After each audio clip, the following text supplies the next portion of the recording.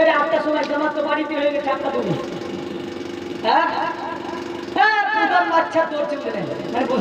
সামনে ঘুরে হ্যাঁ একবার পড়ে গিয়ে আল্লাহ এক একা হয়ে গেছে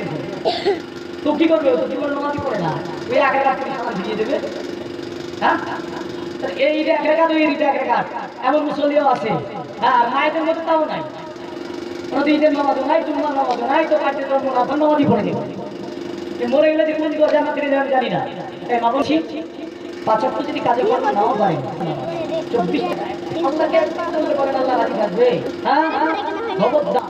ইনশাআল্লাহ পাক সকল কি নামাজ পড়ার তৌফিক দান করে সকলে আমিন